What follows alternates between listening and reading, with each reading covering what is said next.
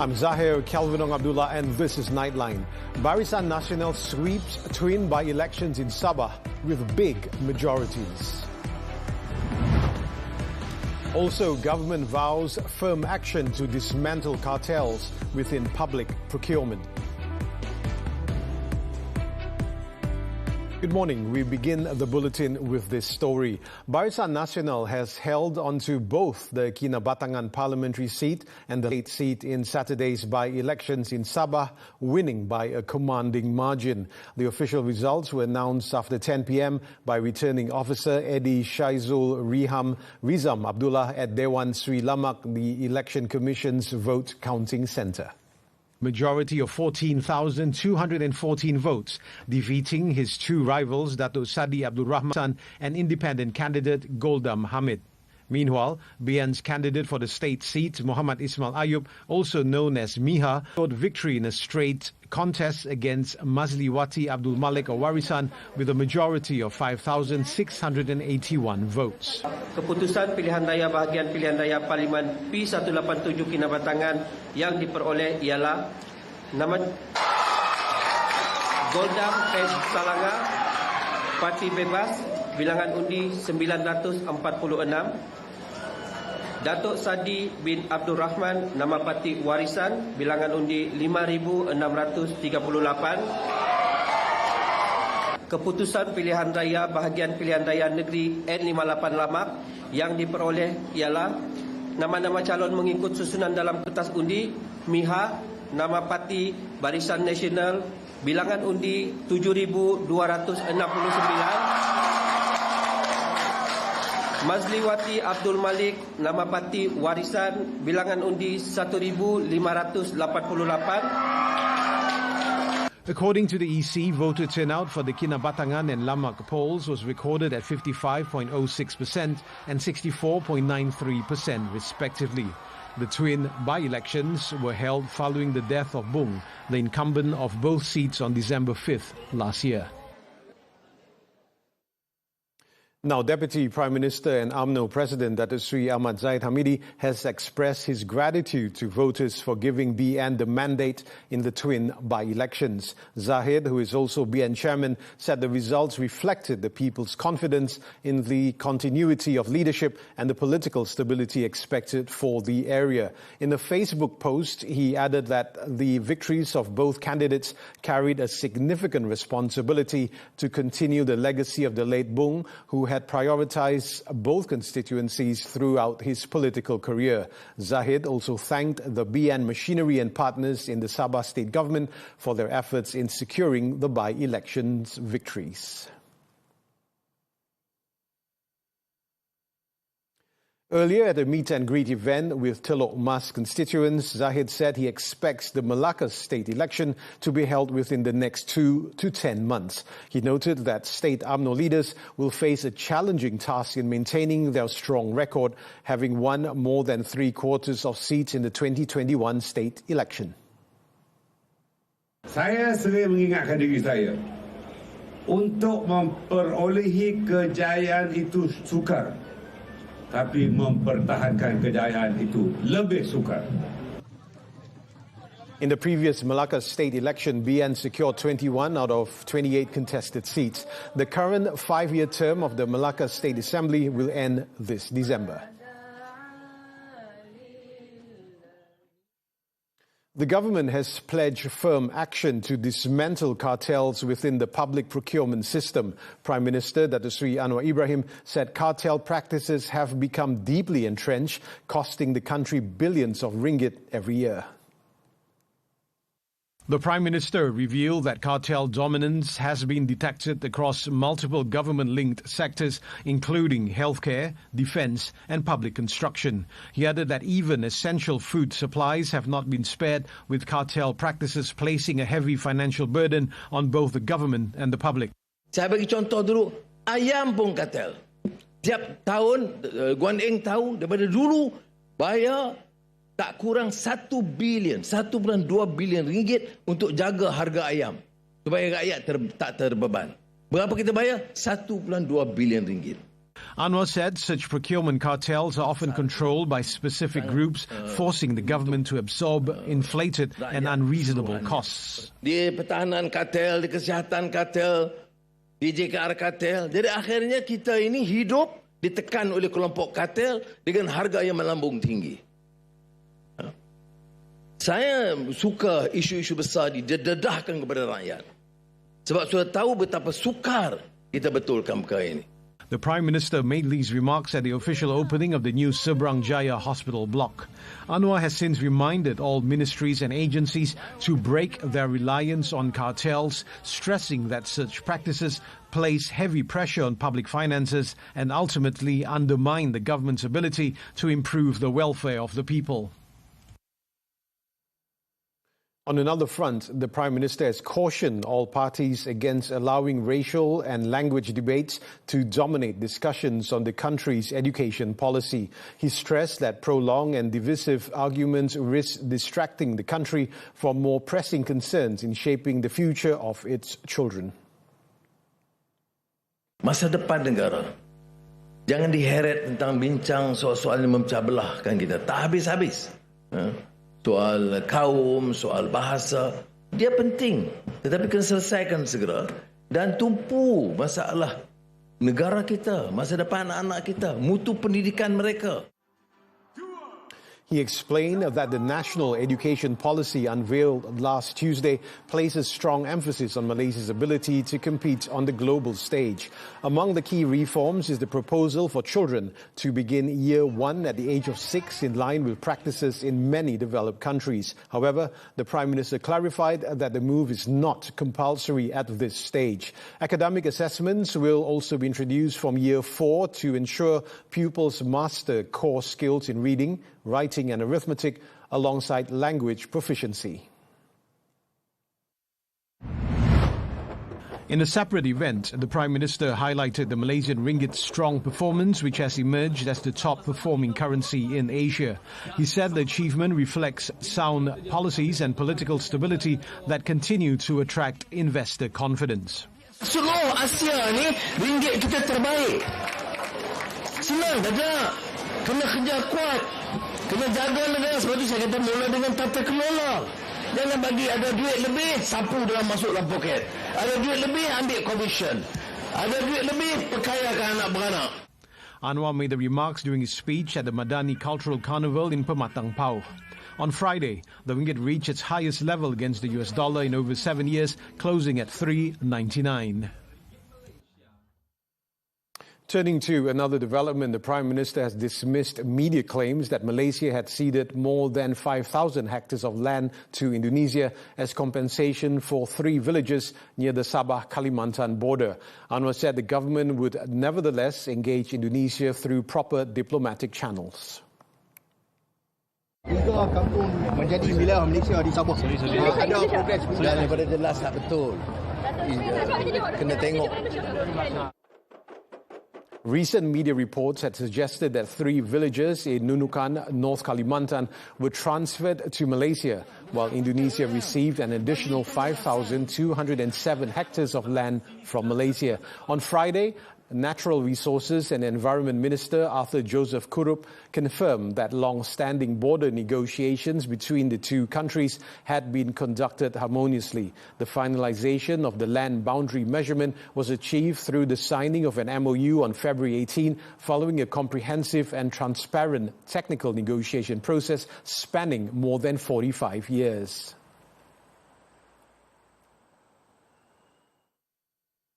The government has saved over 900 million ringgit in the past 2 years by prioritizing generic medicines in both public and private healthcare. Health Minister Datuk Sri Dr. Zulkifli Ahmad says the generic first policy ensures that whenever a generic version of a drug is available, it becomes the preferred prescription.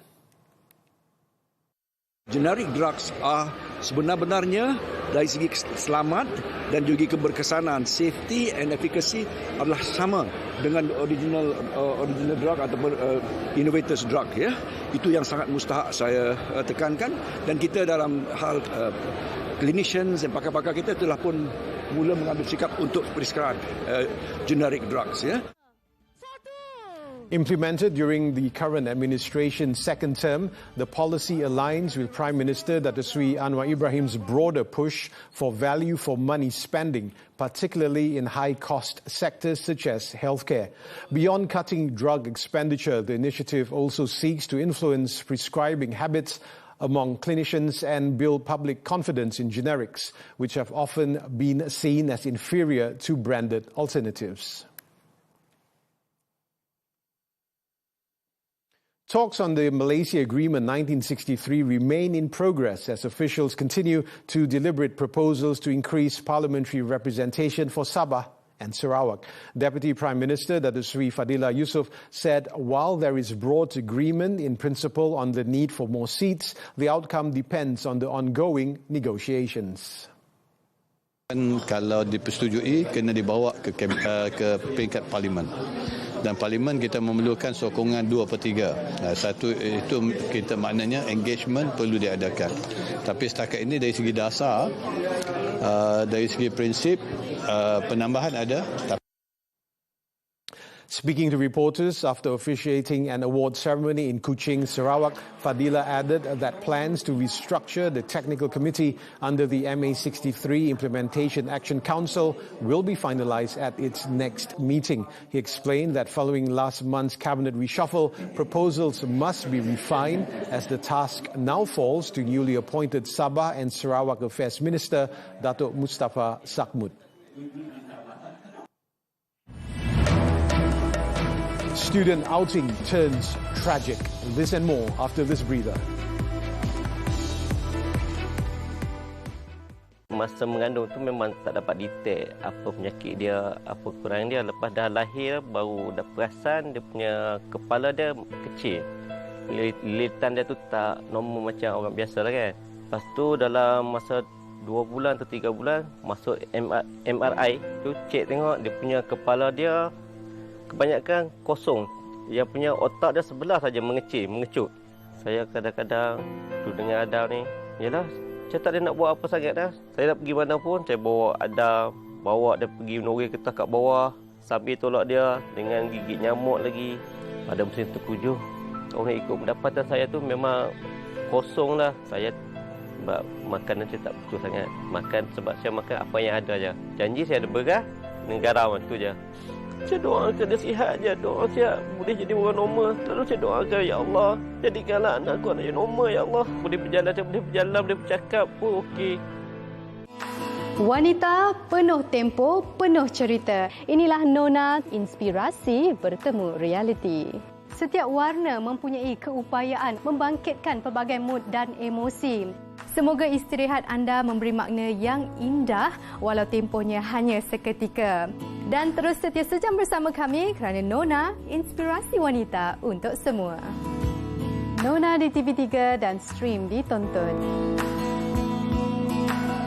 Sekujur mayat yang sudah lebam tapi tidak diketahui jantina. Keadaan si mati yang telah membusuk, yang mana dia ditinggalkan sedemikian setelah berhari-hari ditinggalkan. Dan apabila dia bangun selepas 2 hari, dia nampak kawan dia iaitu mangsa masih berada di sana, baring di dalam rumah dia. Dan tertuduh nampak sebenarnya dia tidak bernafas pun.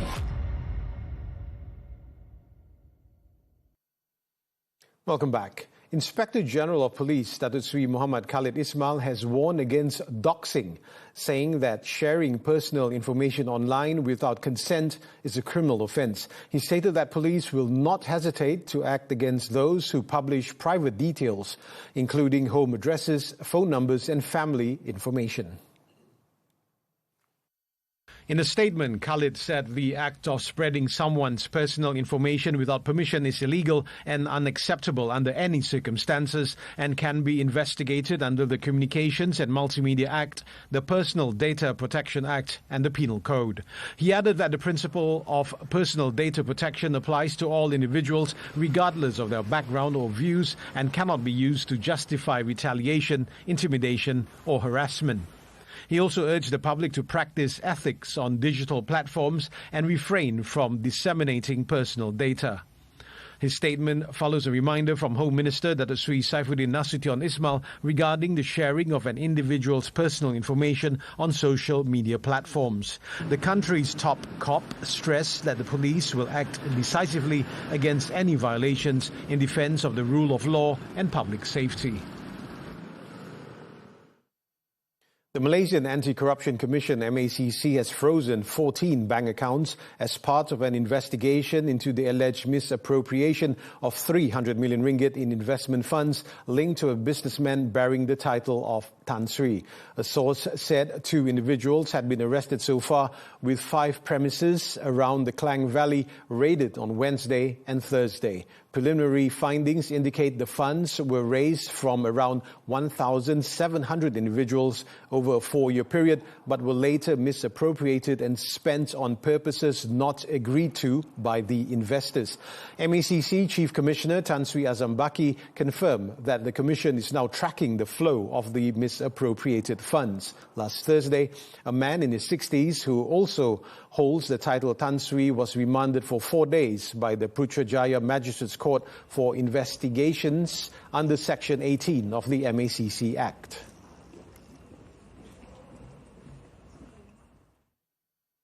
A hazardous materials or hazmat team was dispatched to an illegal landfill in Ijok, Kuala Selangor at around noon on Saturday after dozens of containers were reported to have gone up in flames. It was suspected that more than 50 drums were filled with hydrochloric acid. Assistant Director of Operations at the Selangor Fire and Rescue Department, Ahmad Mukhlis Mokhtar, said authorities received the emergency call at around 2:08 p.m. A 14-member firefighting team from the Bestari Jaya and Selayang stations, along with fire engines, rushed to the scene. Initial reports indicate that the blaze involved a 13 by 4 meter pile of waste alongside the 50 drums, each containing 200 liters of acid. The cause of the incident is currently under investigation. What began as a leisure outing for a group of University Technology Mara UiTM students at the Tasik Putri Waterfall in Bukit Bersih, Terengganu on Saturday ended in tragedy when one of them drowned. The body of 19-year-old Amirul Danish Zamri was recovered by Fire and Rescue Department personnel at 12:40 p.m. The incident involving the UiTM Bukit Bersih mechanical engineering student occurred at about 11:10 a.m. while he was spending time with 12 friends swimming and relaxing at the waterfall. The victim suddenly encountered difficulty while swimming. However, rescue attempts by his friends were unsuccessful. Authorities were alerted at 11:18 a.m. and a search and rescue operation involving 18 personnel from multiple agencies was promptly launched. The victim's body was later found at a depth of 7 meters, approximately 4 meters from the location where he was last seen. He was confirmed dead at the scene before being taken to Dungun Hospital for post-mortem. Authorities have uncovered a tactic involving private vans being used to ferry tourists from Thailand into Malaysia without proper permits. The operation was exposed during a late-night enforcement exercise by the Kelantan Road Transport Department. Investigations found that the Thai van operators were abusing the International Circulation Permit or ICP by declaring their vehicles as empty when applying for clearance at the border. According to Kelantan RTD Director Muhammad Miswari Abdullah, passengers were instructed to cross the immigration, customs, quarantine and security complex on foot before being picked up on the Malaysian side. The drivers later claimed they were operating within a 2-kilometer radius of the border, an area which does not require an ICP under current regulations. Dia boleh masuk di mana-mana saja di sepanjang di semenanjung Malaysia ni. Cumanya kalau masuk 2 km dia tidak memerlukan ICP. Radius 2 km daripada pintu sempadan masuk. So lebih daripada itu memang dia memerlukan ICP lah. The operation saw 67 Thailand-registered vans inspected over the past week, with 42 vehicles found to have committed offences. Violations included operating without an ICP, aside from failure to display the permit, and technical offences such as tinted windows. Overall, the enforcement exercise resulted in more than 6,000 ringgit in summonses issued.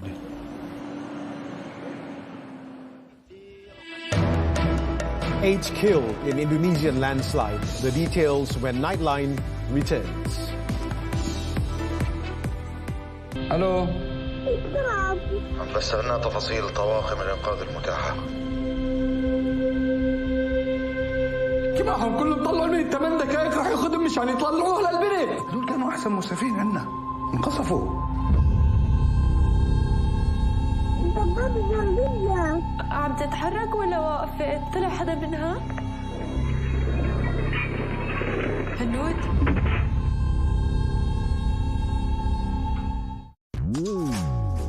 Trend gaya hidup sederhana, tekanan ekonomi dorong gaya hidup slow living. Depresi pembunuh senyap, senyum di wajah, depresi di jiwa. Keselamatan dan kesihatan industri, cakna keselamatan kerja, lindungi nyawa, lindungi diri. 5 pelanggan di restoran, semua dah self-service. Tapi kenapa perlu cas perkhidmatan? Hutang si mati, prosedur dan tanggungjawab waris. Di sehingga Jumaat jam 10 pagi. Ditonton dan TV3.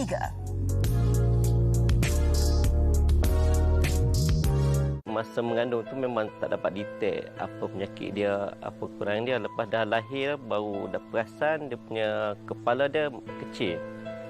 Lilitan dia tu tak normal macam orang biasa lah kan. Lepas tu dalam masa 2 bulan atau 3 bulan masuk MRI tu cek tengok dia punya kepala dia kebanyakan kosong. Yang punya otak dia sebelah saja mengecut. Saya kadang-kadang tu dengar Adam ni, yalah saya tak ada nak buat apa sangat dah. Saya nak pergi mana pun, saya bawa Adam, bawa dia pergi menori ketah kat bawah, sambil tolak dia dengan gigit nyamuk lagi.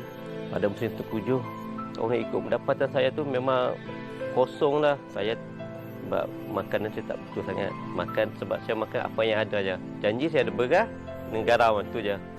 Saya doakan dia sihat je. Doa saya boleh jadi orang normal. Lalu saya doakan, ya Allah, jadikanlah anakku anak yang normal, ya Allah. Boleh berjalan, saya boleh berjalan, boleh bercakap pun okey.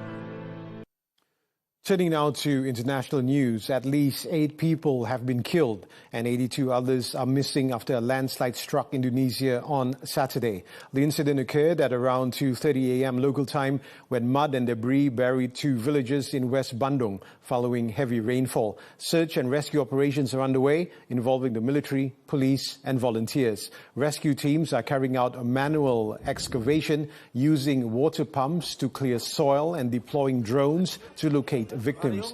Authorities have evacuated residents in the area to temporary centers amid fears of further collapses. Environmentalists have pointed to forest loss as a factor in the flooding and landslides that send torrents of mud into the villages. Over 8,000 scheduled flights have been cancelled over the weekend as a major storm sweeps across the United States. On Saturday alone, at least 3,400 flights were delayed or cancelled, with more than 5,000 called off for Sunday. The icy storm has brought heavy snow, impacting areas from East Texas to North Carolina, with authorities warning of potentially catastrophic conditions expected to engulf much of the country over the weekend. The U.S. National Weather Service said this is the season's biggest storm so far, with life-threatening wind chill readings below minus 45 degrees Celsius in the Dakotas and Minnesota. Residents in more than a dozen states have been urged to stay home if possible. The Thai government has issued a public warning following the recent outbreak of the Nipah virus in India. The Public Health Ministry on Friday reassured the public that Thailand remains free of the virus, but said vigilance is being stepped up at border entry points, particularly for travellers arriving from countries where cases have been reported. Additional screening measures have also been introduced at international disease control checkpoints to monitor incoming travellers. So far, no Nipah virus infections have been reported in Thailand. Authorities, however, continue to closely monitor the situation and urge the public to stay informed through official channels.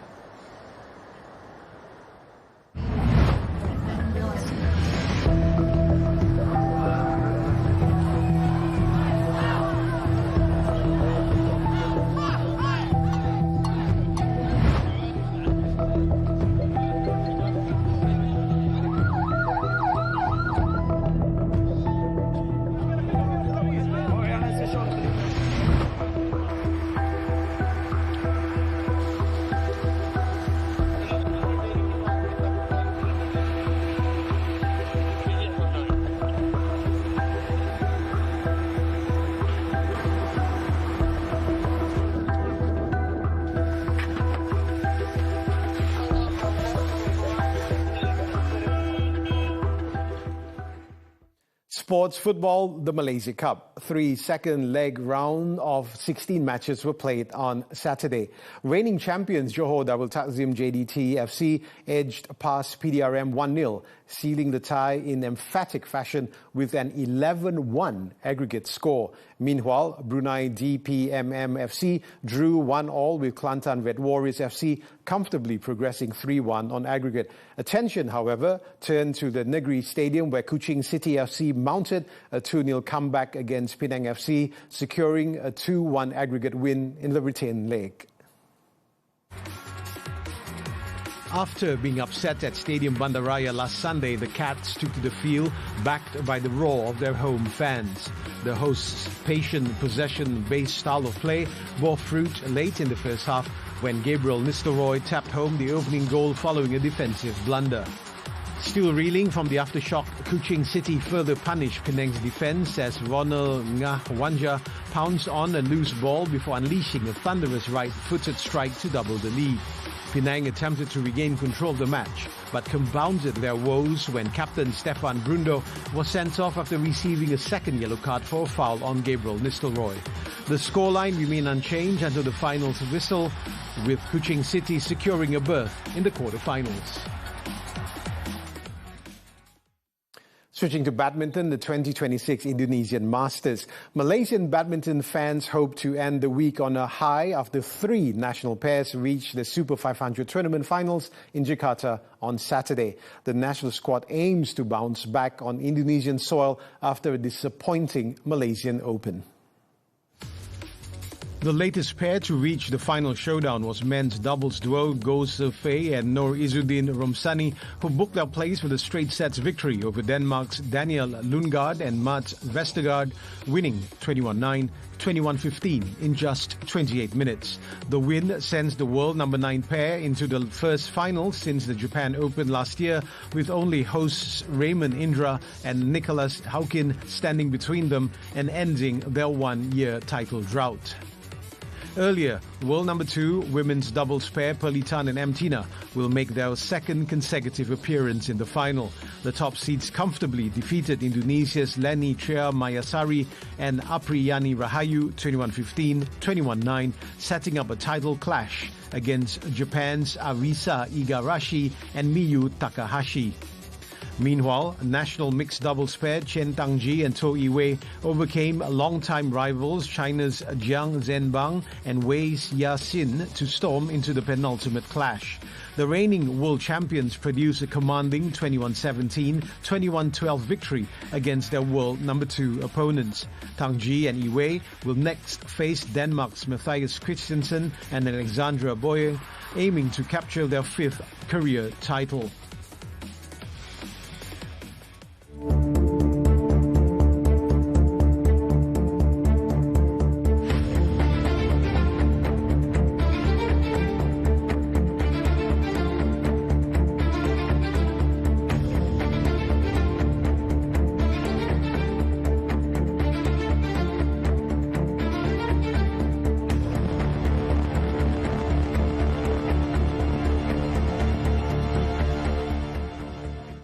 And that concludes Nightline this time around. Before we leave, let's take a look as hundreds of visitors flock to Murree, a mountain town about 60 kilometers north of Pakistan's capital Islamabad, to enjoy the winter snowfall.